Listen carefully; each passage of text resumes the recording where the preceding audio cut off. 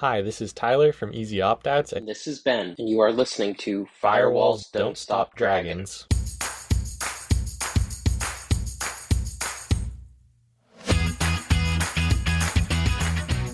Hello, everybody. Welcome back to Firewalls Don't Stop Dragons. I'm your host, Kerry Parker, and today we have episode 406 for December 9th, 2024. Got a great interview for you today. I'll be talking with Ben and Tyler from EasyOptOuts. If you have not heard of them, EasyOptOuts is a great little data deletion service. You may have heard of some other ones like Delete Me or Incogni or some other ones that cost a whole lot more money. But I heard about these guys a while back, and after Consumer Reports did a really nice review of several of the top data deletion sites, and EasyOptOuts came out as one of the best two by far, and the cheapest by far. I reached out to Ben and Tyler to have a chat, and we decided, hey, we ought to do a podcast and talk more about this. But I'll circle back to that in a second. So real quick, this will likely be my last live show for 2024. I'm going to try to pre-record most of the rest of the stuff and take December off. But however, there will still be some great content, and I will run down that for you at the end of the interview, including stuff you have not heard before. So since I won't be doing news shows, if you want to keep up on, any urgent updates and stay up to date on that sort of thing, the best thing to do is to follow me on social media. Try me on Mastodon or Blue Sky, or you can also follow me on Twitter or X, as it is now called. If you go to fdsd.me/contact, you will see all my social media handles there and decide which one makes the most sense for you. Now, one little tidbit, I have an automatic web search set up, an alert set up for, Firewalls Don't Stop Dragons, and anything that shows up on the web, I get notified. And I got a hit earlier this week from the NPR podcast Planet Money. I was pretty excited to see that this podcast was mentioned in the show notes for their episode that was, I think, just a week ago today, December 2nd. So I listened to the interview, and they didn't actually call me out in the show. So I'm not sure why they put it in the show notes, but I'm happy that they did. I mean, I'm sure some people did see that. And, hey, they're aware of me, so, maybe sometime in the future I'll actually get a call out. All right, so let's set up this interview. Again, Ben and Tyler from EasyOptOuts. I did a series of blogs on OSINT, or open source intelligence, that was all about revealing the information about yourself that you can find online, mostly for people search sites, but also in some of the bigger data brokers like LexisNexis and Intellius and some of these others. And that came from an interview with Jason Edison from Intel Techniques that happened over the summer. That's a great interview if you want to go back and listen to that. But I did a series of articles on how to find your information and download your information if possible, and then delete it. And originally I was totally of the mind of telling people it's kind of a pain, but you really should do it yourself. But as I did it myself, it really wasn't fun, and it's time consuming, and it's tedious.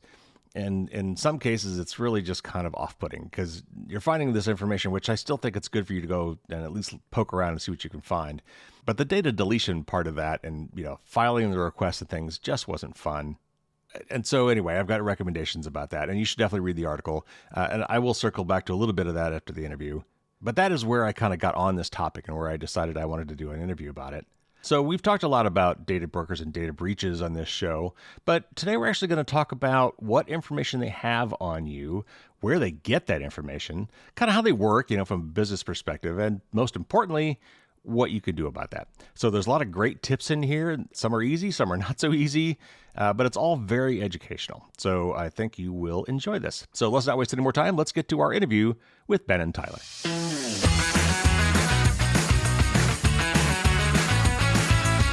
Ben and Tyler met in preschool and became best friends in second grade. Schools and jobs took them separate ways, but in 2020, they decided to start a business together, and that business was EasyOptOuts, an online data deletion service. In fact, Consumer Reports recently evaluated several of these services, and EasyOptOut beat out just about all of them and for a lot less money. So I thought it was really interesting to talk to you guys about this. Thanks, Ben and Tyler, for coming on the show. Happy to be here. Thanks for having us. So let's get a quick intro. Ben, why don't you tell us a little bit about yourself first, and then we'll go to Tyler. I'm Ben. I'm one of the co-founders of EasyOptOuts. As Kerry said, Tyler, my best friend, and I started this company in 2020. We were kind of looking for business opportunities, and we weren't sure what to do. So we created a big spreadsheet and went through and brainstormed a bunch of ideas.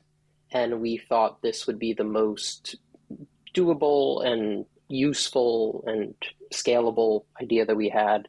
So we just started working on it. All right, Tyler, about you? Where'd you come from before this, and what's your take on how this all got started? Yeah, hi everyone. I'm Tyler. I've obviously known Ben forever. After college, I went and worked in software development. I had a tiny bit of exposure to web scraping in that, and that's what made me think, oh, we can like automate opt-outs. We've always had a lot of fun together building stuff and figuring stuff out, and we've often felt very productive together. So that's how we ended up working on this stuff together. And it started out just the two of us. It's still just the two of us, and we're hoping to keep it that way because we're having fun with this. How do you differentiate yourself from the rest? Because there's a lot of other companies that are doing this now too, and some of them have commercials on TV, and they charge a lot of money, and you guys don't. So at the time when you were looking at this, were all these companies there at that time as well, and you just thought you could do it better? Yeah, so the way we differentiate ourselves mainly is cost. We looked at all the companies when we were trying to remove ourselves, and we thought maybe we'll pay one, and we found they cost a lot, and it didn't feel right to pay that much when like it kind of felt wrong that our data was out there in the first place. It was pretty upsetting to then be faced with a huge task of removing it ourselves or paying a bunch of money for it. And I thought we could probably automate every step that goes into looking yourself up and doing the removal and make the cost much lower by having basically bots do all of it. So that worked out. We were able to automate everything. We keep overhead really low. We've focus almost entirely on doing removals well. And so there's like, we do very little marketing. We don't have a flashy website. We don't give you fancy reports, and all of that's to keep our costs low. The other thing that wasn't apparent at first, but has become apparent over the years, is that the removals we do are a lot more thorough and work better than the ones that many companies are doing. And I don't know if that's because we've figured things out better, or I don't know if it's because our bots are more thorough and don't make mistakes, but I think the removals that we do work really well. We also saw that like a lot of the companies in this space, they respect the data that you give them pretty well, but they aren't great about like sharing your data with analytics platforms or advertising platforms, so we make sure not to do that. And we're very careful about what we send out. There are some services that will they'll just send an email to a company saying, remove this person. And the company may or may not have your data already at that point. We do it such that any time we can look somebody up to see if they're there first, we do it. And we look them up as minimally as possible, meaning we put in the least information that we can get away with in a search. And if that means we have to scan nationwide results for their information by looking through thousands of results, we do it because it's better than giving them extra information that they don't need. And then when we submit opt-out requests, we only submit one if we need to, and we submit the data they already have instead of the actual customer data, and we make up data wherever we can, stuff like that. And that's not to say we're the only service that works that way. Many services work that way, but many don't. Yeah, because there were reports looked at. I mean, I think the main criteria they were looking at is how effective were you. After a certain amount of time, how much of your information that was there before is no longer there. And I think they, correct me if I'm wrong, I think they said you guys basically got about 70%. Was that about right? Yeah, I think they found that manual removals got 70%. And this was only across 13 data brokers or something, which is only a small fraction of the ones that are out there. Manual was 70, Optory was 68%, we were at 65%, and I think the rest of the services they evaluated were all much lower. So another thing that we could point out, we only covered, I think, 11 of those 13 services at the time of their test. So if we covered 2 more, it might be even better. And we're working on covering them, but we can't say we cover them until we see that it works well. All right. So where do these data brokers get all my information? I know some of it is from public records and obviously social media if I've got my privacy settings set to be more public. But there's other weird things like voter registration lists and things like that. So where are these sites, scraping my information from? And how much of this is something that really anybody could find if they knew where to look? Yeah, so you could probably find some of it if you went out and looked yourself, but definitely not all of it. So a decent amount of it comes from government sources, like you were saying. That's the DMV in most, but not all states. Voter registration records in maybe like half of states, I'm not sure. County level property ownership records are another big one. So if you own property, that's almost always associates your name and your address at the county. And so it's like, for example, that's something you could go and look up, but you couldn't do a nationwide search for somebody that way easily because you couldn't go search the records for every single county. Mm-hmm. So the fact that these data brokers scrape it all or have deals to buy it all really changes how accessible it is. Yeah. Oh, there's also USPS with the government. If you submit a permanent change of address with them, that gets sold to marketers, like for the purpose of really? Saying, hey, you moved. Maybe you want to buy something because you moved, stuff like that. Oh, geez. So if you do move, you can do a temporary change of address, and then they don't sell that information. Oh, interesting. Huh. A lot of the data is stuff you couldn't find, and it comes from private businesses. Lots and lots of businesses take your information, and they see a way to do some more marketing by sharing your data or sell your data to like make a little bit more money, and your data gets spread around and it gets sold or it ends up in data breaches, and these companies end up with it through those routes also. So how did I agree to that? How? Yeah, like for instance, the grocery store when I get a loyalty card, or at the pharmacy when I get a loyalty card. My guess is they're collecting, I mean, I know they're collecting a lot of information because I could actually look it up online and see everything I've bought like ever. But are they turning around and selling that? Are they trying to quote unquote anonymize it, or trying to do, or did I just agree to sell that en masse? Yeah, so you usually do agree to it, but I don't think you even have to a lot of the time. So I think, I'm not certain, but I think websites are required to have a privacy policy, but there's very little regulation in the US at the federal level about what happens with your data. So the reason all of this can and does get shared is because there's no rule against it, and it's convenient and profitable for the businesses to do it. There are a few states, and the number of states with laws is growing. California was the first one with any big laws, but even California's laws about how data is handled and shared are minimally enforced. So some of the big companies follow all the rules like they should. Not all of them do, but there are a lot of small companies that, like, maybe they don't have much of a presence in California, or maybe they don't care, and they get away with sharing people's data. And like, there's no way for an individual consumer to enforce anything against them. It's up to the state to do it. And the state has really limited resources and can't go after all these companies that aren't following the law, unfortunately. I don't think things are going to change unless a federal law is passed and there are serious enforcement resources. Yeah. The USPS one selling your information doesn't surprise me at all, because I know they actually make a lot of money from the snail mail crap that they give you. I even confronted my mailman at one point. It's like, is there any way to get off all these lists? And he's like, you can, but like, he basically said, this is what's paying for me to bring this to you every day. So, you know, it's a kind of a wink, wink, nudge. Then it's like, yeah, I'm going to give you all these Valpak coupons that I know you're going to throw away, but they paid us to do it, and that's what keeps me in my job. Yeah. All right. So how often do you find that the information on these sites is actually incorrect? And is it because it's commingling your information with someone else who maybe has the same name as you, or a very similar name, or maybe the same birth date? How often do you find the information out there on these sites is wrong or mixed with someone else's? Very often. Commingling of information is really common. That could be from, just poor data handling practices, or, corrupted data sources. I've found that, I've filled out fake information for things in the past, and that fake information has shown up on the data broker sites, mixed in with my own, so some silly name I put in or something when I was a kid or whatever.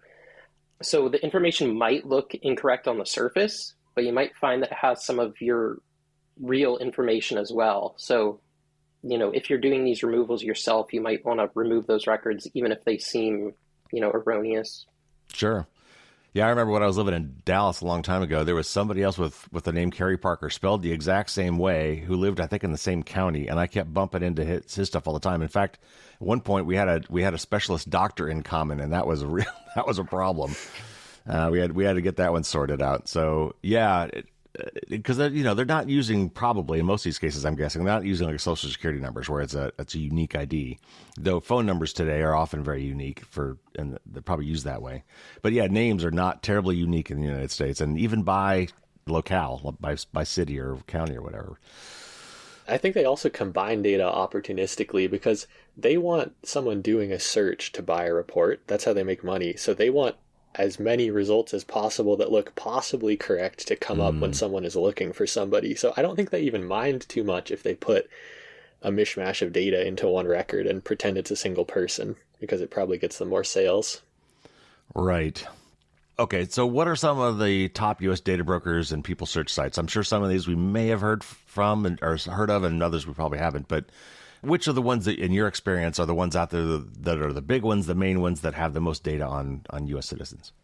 So in terms of people search sites, you have White Pages, Radaris, People Finders, Spokio, Been Verified, and the People Connect sites, which include Intellius and Truthfinder, which, for the record, we don't cover at this point, just the People Connect sites.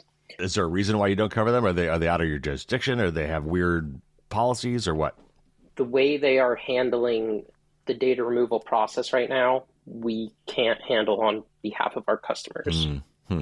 They send codes to your personal phone number or email address in order to verify it, that it belongs to you, and so we can't get those on behalf of our customers. Yeah, that would be hard to automate. In terms of data brokers, we cover a few with non-FCRA compliant products that aren't searchable because they seem important. And FCRA, again, for the record, is? It's the Fair Credit Reporting Act, and it's like one of the biggest consumer protection laws in the country. Mm-hmm. So those data brokers would be LexisNexis, Axiom, and Epsilon. There's also CoreLogic, but we don't cover that. And, they also have FCRA compliant things that we can't do too. So we can only remove them from like certain types of marketing databases. Then there's like the big three credit reporting agencies like Experian, Equifax, and TransUnion. Yeah. And if you'd like, you could freeze your credit through them to offer some protection against identity theft and fraud. I actually never thought about it this way, because I definitely do that, and I've already done that, and I recommend my audience do that. But does that also block the data broker side of things, or is it just the getting new credit part of things? I think it's probably the getting new credit part of things. Okay, so that may or may not, freezing your credit may or may not have any bearing on whether or not they're selling your stuff to third parties for the purposes of marketing and things like that. That's right. Okay. No bearing. But if your goal with removing yourself from people search sites is to deter people who are trying to steal your identity or steal your data via phishing, like it's all part of the same thing they're after. Sure. Yep, that makes sense. So you've been talking about the Fair Credit Reporting Act, and I ran into that a lot when I was trying to delete the data myself, because a lot of these sites, like, you have to agree to, you're not going to use this information for the purposes of getting somebody a loan or getting them a job or whatever, which I'm pretty sure is what would trigger much more scrutiny from the federal government, because if you're doing those kind of things, then that would make you subject to the FCRA. And I noticed a lot of sites that seem to be trying to dodge that. Did you notice that as well? Yes, for sure. Yeah, okay. I think they put up those warnings, but people ignore them, of course. Of course. You have a lot of small businesses. But it gets them off the hook, right? They made you pinky swear that you weren't going to do it, so they did their part, right? So they're supposedly off the hook. Yeah, but I think they know that people are misusing it. Of course they do. All right. So what does it cost to get information like just a random person? Let's say I'm thinking about, I went to high school with this guy, and I wonder what he's up to. You know what? I'm even willing to pay a little money to find out what information, if I just have somebody's name and maybe a location where they lived, what information could I, as just an average human, get on that person if I'm willing to pay a little money? And then what if I was like a private investigator or maybe someone in law enforcement? If I give some sort of credentials, can I then get more information? Yeah, so if you know where to look, you don't have to pay anything. Like, you can find almost anything that's on the paid sites for free on various sites. It seems like the sites that come up higher in search engine search results, because they've done better SEO or whatever, they tend to show you less for free and push you into buying a report to get more information. But if you look further down, you will find people's full addresses, full phone numbers, full email addresses, big lists of their relatives, their full names, all their past addresses, all for free. No payment needed. There are extra databases that law enforcement and private investigators have access to, and I think they make it easier and more straightforward to find all that for somebody, and they do require licensing, and they probably cost more, and everyday people don't have access to those. But generally, I don't think they have anything that you can't find for somebody if they haven't removed themselves from a bunch of people search sites. That being said, if you remove yourself from all the publicly accessible people search sites, you're still in all those official law enforcement, private investigator databases, and there's no way to get out of those for a normal person. But at least those are supposedly restricted on who can access that. Yes, they are supposedly.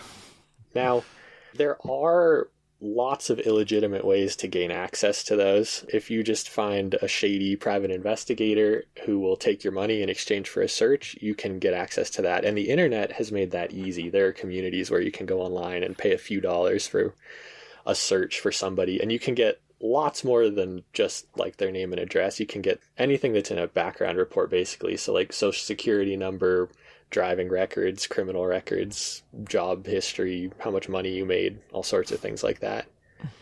Wow.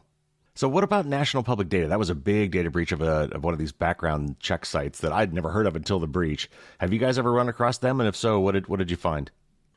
Yeah, so we came across national public data maybe like 6 months before the big data breach made the news, and we started to experiment with what it would take to support the site via our service. So I think the first thing I did, I requested a copy of the data they had about me to see if what they had was even right. And I found that most of the data they had about me was wrong. So if we see that, then we're less inclined to support a site, because first of all, it's kind of a waste of resources if a lot of the data they have is wrong. But also, if the data they have is wrong, it's sometimes better to leave it up there because it can serve as misdirection.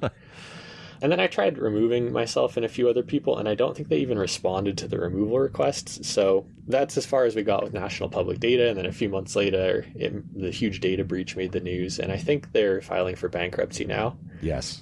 So no one's really going to face any consequences, and that's too bad. Well, one of the weird things I remember reading about that particular breach was that somebody in like one of the Twitter feeds of the person who was saying that they found this was, they said that people who had requested to have their data deleted from a lot of these sites were not in. Do you have any insight into that particular weird aspect of this? Like, if you had somehow presciently gone through the motions of deleting your data before the breach, would you have not been affected? I don't know. So like I said, I tried to remove myself about 6 months before. Nothing happened. I was in the data breach with all my incorrect information. Maybe requests from earlier than that were carried out. I'm not sure. All right. I know that there's currently no federal law in the United States that will give me the right to have my data removed from these sites. But there are several states with privacy laws in the U.S. And, of course, outside the U.S., the EU has a lot of these kind of laws. Can you give us a rundown of what it's like for you to remove some data from somebody who lives in a state like California that might have more privacy-friendly laws versus somebody who doesn't? Have you noticed a difference, or did a lot of these companies like, well, if I got to do it for California anyway, then I'll do it for anybody? What's your experience been? So I'm actually based in California. So when I started removing my information from these sites, like personally, before, even starting EasyOptOuts, I was trying to use some of the benefits of, the CCPA legislation. And I found that it really just didn't help that much. Really? It still just was up to the individual site whether or not they were complying with removal requests or not. It didn't seem to make much of a difference whether or not I was a California resident. The laws are only as good as their enforcement. Sure. So back in the day, I submitted requests to the California Attorney General's office to try to get my information removed from some of these sites that weren't complying, and nothing ever really came of it, even though I know the sites were in violation of CCPA. That might change now that with the California Delete Act, which was passed in 2023, and I think started going into effect this year. So now data brokers have to register themselves with the Right, state. yeah. And starting in August of 2026, they're supposed to handle deletions using the central database. Okay. Say you don't want your information on data brokers, you can tell the state of California that, and then the state of California will tell the data brokers that they have to remove your information. But again, it's only as good as how much they're willing to enforce it, and so far it seems like they're not. Huh. I don't know if it's a matter of willingness. I think it may be a matter of resources, unfortunately. Well, I know California, one of the aspects for their, I don't know if it was CCPA or CPRA, but allowed you to designate an agent. Well, in that case, would be you in that case. Like I could come to you and say, I designate you as somebody who can go and delete my data on my behalf. Have you run into that? Has that helped you at all? We don't do that with our customers at this point. Oh, You know, I've heard anecdotally that it doesn't help that much. I mean, the real good that came out of, the laws in California, at least, was it forced, these data brokers to at least pretend like they have a data removal process where, they have a form or they have a way to contact them to try to get stuff removed. And I think because it's easier for the sites, a lot of them just choose to comply and do what people want instead of not. Yeah, sure. But Are there teeth to this law? Like if they get caught, like I guess what are the downsides if they don't comply? Is it up to the individual person to file a complaint and then it gets followed up with by the state? What are the downsides? What are the penalties for failure to comply in California? I think the law, and I'm not certain, but I think it says that individual consumers are not allowed to try to enforce these laws. Only the state is. So you have to submit complaints to the state, and then the state may or may not decide to try to enforce anything. Right. And I think they can fine the companies, and I think they can, like, if the companies don't comply, they can, like, require that they're taken offline in California somehow, but I don't really know if that happens. I still want to encourage everybody to talk to your local state representatives, to try to get laws passed, complain to whatever your local or state politicians, tell them you care about this, and hopefully in the future, our service and all the other services like it won't be necessary anymore. Yeah, one of the big contentious point with a lot of these laws is whether or not there's an individual right to action, which is, can an individual sue under this law, or do they have to go through like the AG's office or something? And I think you may be right that that's how it works in California, which was a big point of contention, and it's often a way that these laws are watered down. And from the company's perspective, they're like, look, we don't want to have to deal with individual lawsuits off these people, but tough break, I guess, if you're. I mean, yeah, they wouldn't have to if they did what they were supposed to. Maybe you should expect to. Right. How many of these data brokers are located outside U.S. jurisdiction? Like I think, was it Radaris? Isn't that a Russian one? Like if these data brokers are outside the U.S., I mean, they could just ignore all this stuff, right? Many, if not most, of the data brokers and collectors seem to be located outside of the U.S. or EU. As you mentioned, like Brian Krebs did the piece on Radaris, and it's always interesting to me how you can't seem to find the owners of these data brokers on the sites themselves. Right. Yeah, when I did my personal search, I found that Radaris had a lot of information on me, like a lot, like every address I ever had back to college. Yeah. I know some of them are run in Russia. We've seen some in Cyprus, or at least incorporated there. Many have virtual addresses in the US, but they don't seem to be based here. Theoretically, they have an obligation based on the privacy laws of the consumer, but, again, there's inadequate enforcement. Yeah, I mean, I don't know how you go after them if they fail to comply. So that's a problem. Who is selling my data that would surprise most people? Like, for example, you already mentioned the DMV. How does the DMV get away with selling my information? Again, did I agree to that somewhere? Was that like somewhere in my license application form? And I've heard sometimes that pharmacies do too. Maybe that's supposed to be an aggregate, anonymized, but how did I ever agree to this? Or maybe I don't, again, maybe it doesn't matter. Yeah, so the DMV, with that one, there's no way to opt out in most places. And in many places, this happens federally and at the state level, when privacy laws are passed, they explicitly don't apply to government agencies. And I haven't seen clearly why that is, but I think it's because it's convenient for the government agencies to make a little extra money or to market to you in some background way. And yeah, so most places, like if the DMV sells your data, the only way to avoid it is to just not have a driver's license. And that's obviously impractical. Like, Right. Nobody's going to do that. It's ridiculous. Lots of apps make money selling your location data. So like any app you give location permissions to, there's a pretty decent chance that everywhere you've been while you carried your phone is ending up online, and it's actually harder to buy access to that data than it is to like look up someone's address on a people search site. But if you know where to look, any random person can go buy your location history also. Jeez. And there are lots and lots of places you need to opt out of to remove your data from those. And we don't actually cover any of those. Most of the data removal services don't yet. It's an opportunity for the future, probably. So in addition to apps that track your location, a lot of modern cars track your location too. And they track other stuff like your driving habits. This made the news in a big way recently, so people may have heard about it, but I think a lot of them don't have ways to opt out. But if they do, like if you drive a modern car that's connected, you should see if you can opt out of that. You mentioned pharmacies. So I'm not sure about pharmacies, but I think a lot of people think sometimes that HIPAA protects their health data and prevents it from being shared, but it doesn't really. It just says how the sharing happens. It's rules about who can share what with who and how it has to be stored, but your health data ends up all over the place in ways that you don't know. All right, so in a lot of the cases with these guys, we're actually not the direct customers of these companies who are collecting and selling our data. You know, like credit bureaus. I mean, you know, we never signed up to be with Experian or Equifax.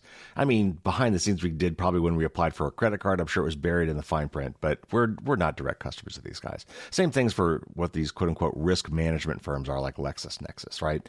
So these guys gather a ton of information on us in order to create detailed reports, and can have very significant impacts on our lives. You know, our ability to get a loan or to buy a house or buy a car, to get insurance in a lot of cases.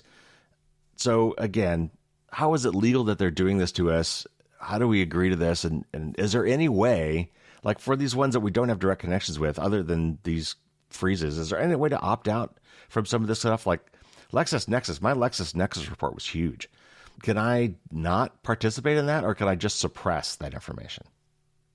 So it's legal because it's not illegal, which is kind of how laws in the United States work. You know, the U.S. has no fundamental privacy rights, and there's just never been enough pressure on legislators to pass laws. And there's been huge pressure from data brokers to keep the industry legal. There's also the historical reasons, like county property records had less downside before the internet. Yeah. Like, it's useful to, you know, if you want to buy a house or you want to sell your house or anything like that, to know who owns a property and keep track of that for legal disputes, everything like that. Customers often want to make sure that our service won't affect their ability to get a loan. So people value convenience. They're willing to put up with some privacy violations if it makes their lives easier in general. Yeah. Again, I think people should call their representatives to tell them what they want, push for better privacy laws. Yeah. There have been some high-profile cases that have resulted in judges and law enforcement getting special protections that right. us normal people don't get. Right, and politicians, I think, too, yeah. Mm-hmm. Well, it absolutely should not work that way. I mean, that's one of the things that drives me nuts about all of this is I would think that surely the politicians, if it hasn't happened to them personally, it must have happened to somebody they know that has been adversely affected by this, all these data brokers and collected data. But if we keep giving them a pass, then they're not going to feel that pain, and then they're not going to feel the pressure. So I think that is absolutely the wrong way to go. On one hand, I get like you don't want to dox law enforcement officers because that puts them at risk. So maybe those you might want to protect, but like politicians, I think they need to be treated like the rest of us in that case, because otherwise they won't feel our pain. Yes. Let's talk about the practical aspects of this. So if I wanted to try to clean up my public information, let's say I've got the time and I think I have the energy, I want to try to do this by myself, including requesting that data brokers and people search sites delete or maybe restrict access to my data. What does that process look like from my end? If I want to do this myself, is it difficult? How much time does it take? How effective should I expect that to be? And then from a practical standpoint, when I'm asking for my data to be deleted, and you kind of alluded to this earlier, how do I not end up actually giving up more information to them and feeding them data? Because I'm going to have to kind of prove who I am to do it in the first place. It seems like a catch-22. So it's fairly difficult to do, but I would say it is possible. And in terms of efficacy, I think we could point to the Consumer Reports study where it was about 70% for manual removals. In terms of how to do it yourself, first step I would say is to find a list of data brokers. California maintains one. The Intel Techniques workbook run by Michael Bazell is really good. Mm-hmm. There's also the big ass data broker opt-out list, which is on GitHub, run by Yale Grauer. And there's privacy guides. Yes, that's a great site. Google yourself, see where you show up. Once you have that list, start going down them one by one. Look in the footer of pages, look for privacy policies. Look for, a lot of times they'll say, do not sell my information or opt out. And you want to be thorough with this. You want to search for all your names and addresses, all combinations of names and addresses. Say you're Robert Smith. You'd also want to search for Rob Smith or maybe Bob Smith if you go by Bob. All combinations of first and last names. All those with all city and state combinations where you've lived. Don't ignore records where some of the info is wrong, because tied to that same record, there might be correct info that you might not be able to see without purchasing access to the record or something like that. So when you're searching on that, there's two different parts of this. There's the one of trying to find records on yourself. And at that point, you should feel free probably to search on as many things as you can to try to find all the records. But that is different than what you might provide to them when you get to the point where you say, I want to delete my records, right? Yes. In general, I would only provide to them what they have shown. Right. I mean, it should be enough for them to identify the record at that point, because they can sell you the record. So, they could sell another customer data based off of that. So that should be enough. Some sites aren't searchable. Those, large data brokers we were talking about before, the Axioms, the LexisNexuses of the world. I would probably assume for most people who've lived a typical modern life that your information is going to be on there. And so for the really big ones, it's probably worth it to give them stuff that they don't have, because they don't publicly share what they have. But I think it's still worth it to try to suppress the sale of your information from there. Well, and they probably have it. Right. Yeah. I also recommend giving them made up information if they're asking you for more. I don't have any problem with, giving them an age that's off by a couple years or something like that, if that's what it takes to get your information removed. Most sites seem to comply with the opt-out requests. Not all of them do.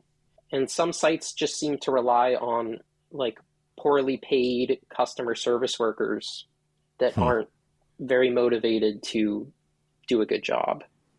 When I went through this myself, one of the interesting things that I noticed that really kind of made me paranoid was as I was going through it, and I remember one site in particular was really bad about this. It was kind of like TurboTax, where they have these bogus progress bars going across the screen. There's not any computing going on there. They're just trying to waste your time while they ask you other questions.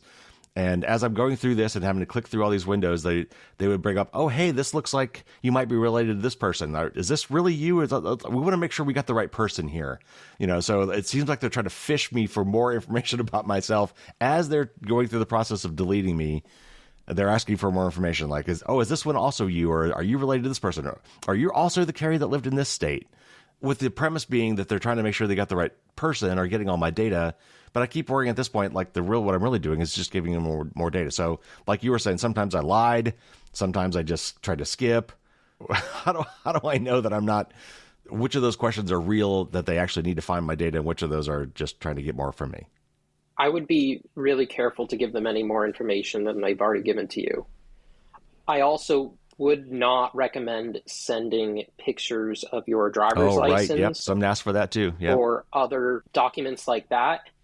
Refuse. Keep bothering them. On some sites, they'll give you the option to fax them your driver's license, tell them you're going to do that and just never fax them. You know, And they'll do the removal anyway. Yeah. And I think I actually remember one site too that says to prove it we need your ID, and then I said no. But it wasn't until I said no, they said, well, okay, if you don't want to give us that, then here's another less invasive way to prove who you are.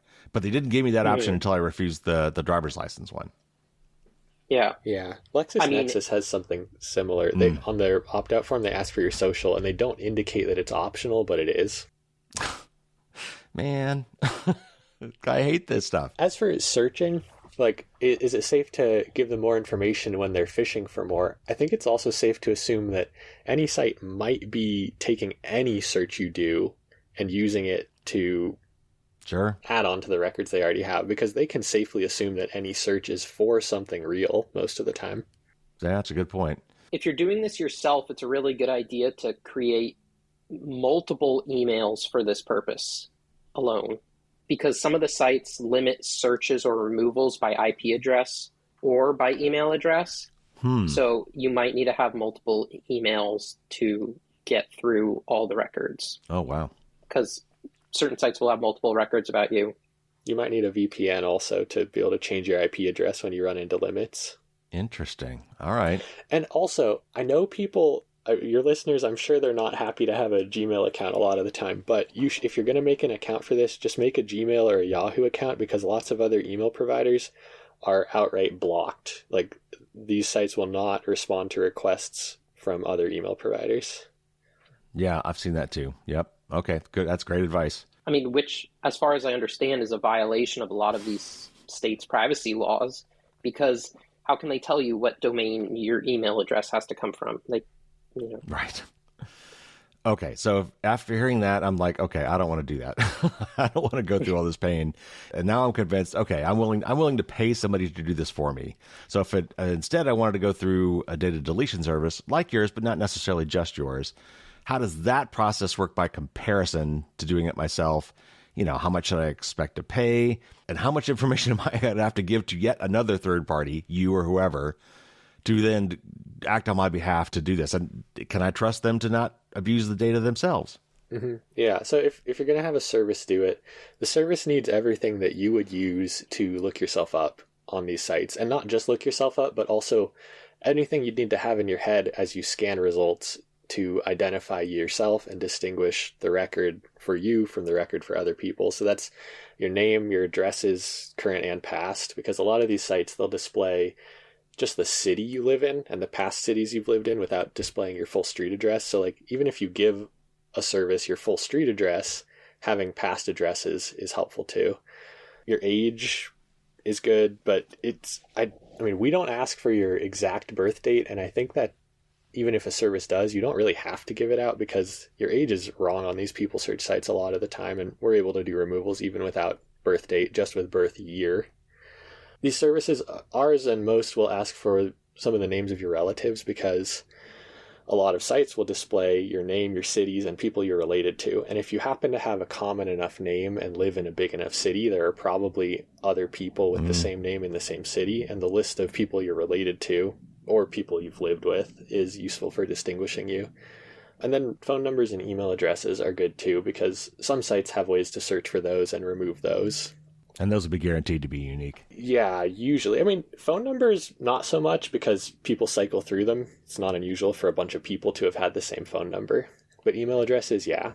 Most of these services, you sign up, you give them all those things, and that's it. They handle everything for you.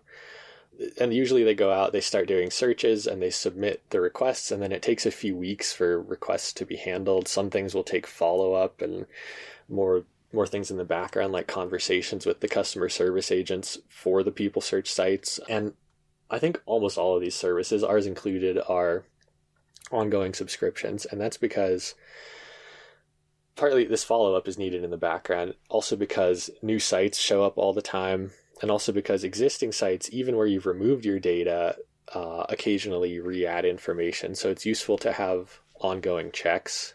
Yeah. And I thought about that. Often a site will give you an option to do a deletion or to do a suppression or a do not sell request. Mm-hmm. We find that in practice, if your goal is to prevent your information from being displayed publicly on these sites, it's usually more effective to do a do not sell or a suppression rather than a deletion request, because a lot of sites, if you do a deletion request, they delete everything they have about you. But that means that the next time they go and like scan the government records and re-import new data, they get your data again, and because they don't even hold on to a record of the fact that you wanted to suppress your data, because they'd have to hold on to all your data to do that. So it works better to just have them flag it as something that shouldn't be sold, and then they still have it, and you don't know for sure what they're doing with it in the background, but they won't show it as often. I know that Consumer Reports gave the prices of some of these, and I just remember it being something like $20, which I think was what you guys were, and all the way up to like $270 for one of them, I think, for annual subscriptions.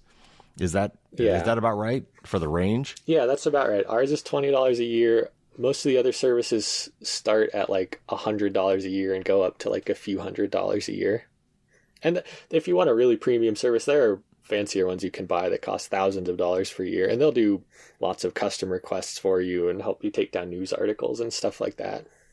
But are most of the rest of these just doing automated process? And when you're paying more money, do you get white glove treatment with a human involved kind of thing, or not? I don't know. I don't have great experience with all of them.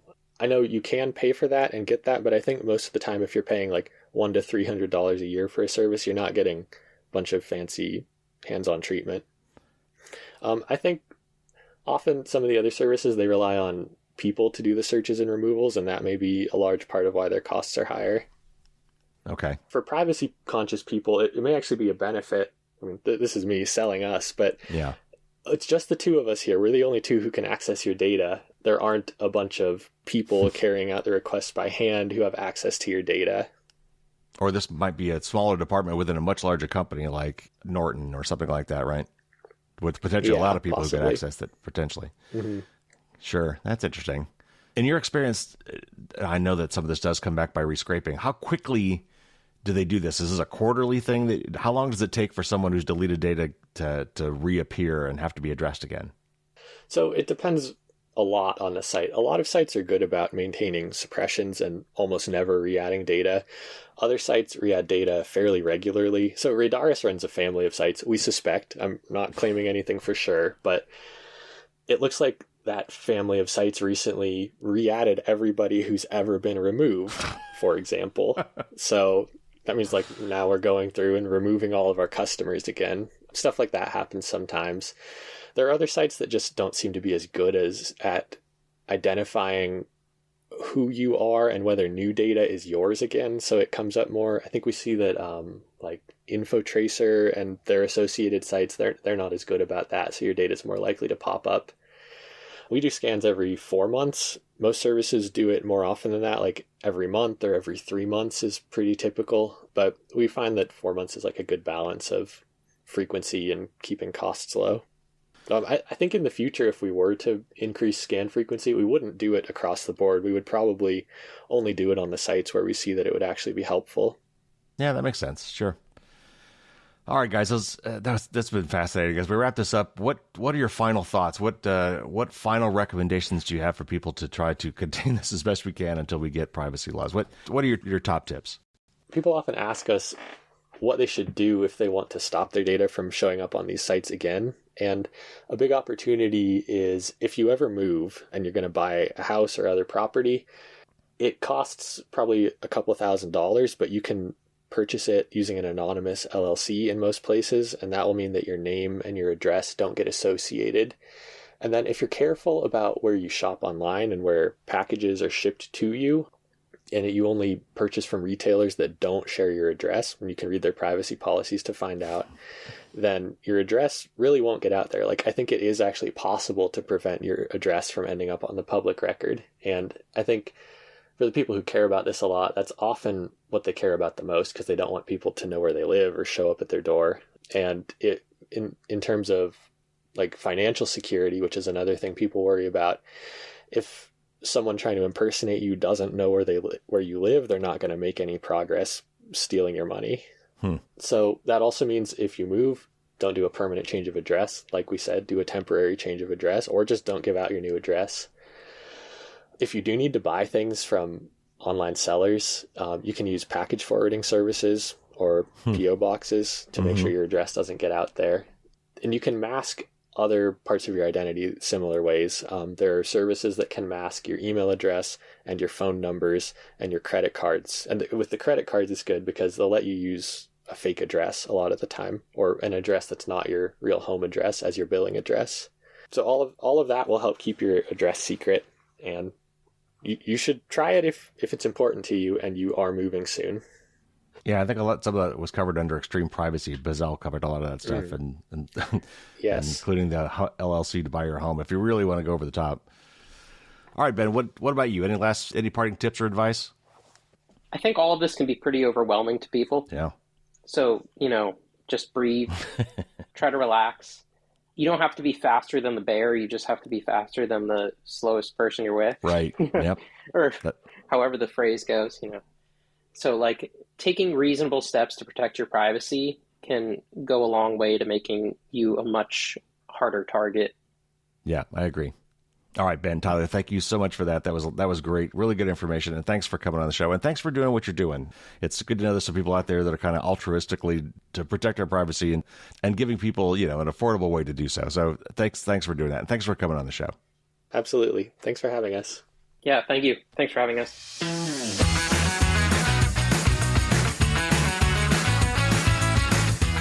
Thanks again to Ben and Tyler for coming on the show. I really enjoyed that. And I hope you got some really good information out of that. I hope you learned some stuff. I thought it was very interesting to get their perspective on this from people who actually are, in the trenches dealing with these companies all the time, knowing how much of a pain in the butt it is to try to get people's data deleted, how many of them there are out there. It really is just shocking. And again, if you haven't, check out my blog series on OSINT, Open Source Intelligence. If you search for that, you'll find it. Of course, if you go to the show notes, there's a link there. In the last article of that, as I was kind of alluding to earlier, I originally was telling people, you should kind of suck it up and do this yourself so you can learn what's really going on and see your data. I still think it's good for you to go to some of these bigger sites and still see what they have on you, just so you understand how this works. And just how much of your data is out there, and how some of it's wrong. You'll find that too. You'll find, like, a lot of times these are the people we think you're related to, and maybe 3 or 4 of them out of a dozen might actually be people you're related to. And other ones, like, I don't know who that person is. They'll have your list of addresses, but they might have some of the addresses wrong, or some places you never lived. So there definitely is, some mixing going on and some mistakes going on. So I think it's still instructive to kind of see that. But when it actually comes down to trying to delete your data, you can file all of these requests yourself. But I think, honestly, that is where, if you just want to hit the easy button, for $20 a year, it's really hard to go wrong with a service like EasyOptOuts. Again, I don't like doing infomercials, but I used it. I looked at several ones out there. I looked at the Consumer Reports article on this, which there's also a link in the show notes. You can read it yourself. And where they basically came to the conclusion that of the 2 best ones were Optory and EasyOptOuts as far as like effectiveness, and EasyOptOuts was way cheaper. And hey, now you've just heard from everybody at that company, so you have a personal feel for why they do what they do and what they're about. So there are dozens, if not hundreds, of data brokers out there. Turns out, though, that a lot of the big ones end up feeding into some of the smaller subsidiary ones. So if you kind of hit the top ones, you will probably also, some of that will trickle down to some of the subsidiary ones as well. But again, if you just sign up for EasyOptOuts, that will all be done for you. So anyway, links to all of that stuff is in the show notes, so be sure to check that out. Now, for the patrons on Thursday, I got some bonus Q&A with Ben and Tyler. I kind of asked them some more about their business model, and also about, their plans for the future for the business, what they might want to expand into, and if they want to grow and all that kind of stuff. We also get into some of the technical aspects of how they do what they do, including, how they scrape the web data off a lot of these sites that don't want you to scrape their data. And therefore, they have to write some scripts and automated tools that work around these anti-automation protections that these sites are trying to put up. It's a real kind of a cat and mouse kind of a game. So anyway, the patrons will get the bonus content as usual on Thursday morning. Okay, so what is coming up? Next week, we're going to do a retrospective on 2024. I took some of my absolute favorite clips from the past year and put those all into one nice little flashback episode, if you will. Then the week after that, we're going to do kind of a blast from the past. We're going to do a retro interview Haven't picked it yet, but it'll be a really good one from several years ago, one that you may not have heard unless you've been around for the 7.5 years that I've been doing this podcast. And then after that, I'm going to do another best of, but it's going to be the best of the bonus content. So basically, I took some snippets from the bonus Q&A with my guests from the past year, which you guys, unless you're a patron, have never heard before. So this will be new to you, and this will be some of the bonus content. It'll give you a little bit of an idea of some of the extra stuff that I have captured from my patrons. So that will all be new to you. And then after that, we will be back to our regular schedule. Now, if you would like to help me reach more people, these next episodes, the ones for the remainder of this year, are really great ones to share around because they're the best of the best. It's the greatest hits kind of a thing. So those would be a really good thing to share around on social media or wherever. And if you tag me, then I will like and repost as well. And one last thing, as a reminder, as you're doing your holiday gift shopping, be sure to check out my best and worst gift guide. You'll find that as a recent blog entry on my website, firewallsdon'tstopdragons.com. And of course, I would be remiss if I didn't call out the fact that my book, Firewalls Don't Stop Dragons, would make a great gift. And that's a little easy button tech support thing you can hand to your friends and family. Also, you might want to consider handing out one of my dragon coupons if you want to give the gift of your time and energy to help your loved ones get more secure and, guard their devices and data. And if you really want to look sharp, you could check out the Firewalls Don't Stop Dragons merch shop. Get yourself a t-shirt or a hat or a water bottle or a coffee mug or stickers or whatever floats your boat.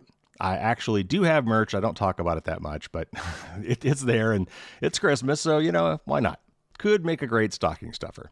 So if you can find all the stuff on my website, you can find it in the show notes. You can also go to fdsd.me/book or /merch to get more information. All right, so that'll do it for this week. Thanks for bearing with me as I plug a few things. Take care, everybody. Stay safe out there. And until next week, as always, don't get caught with your garbage down.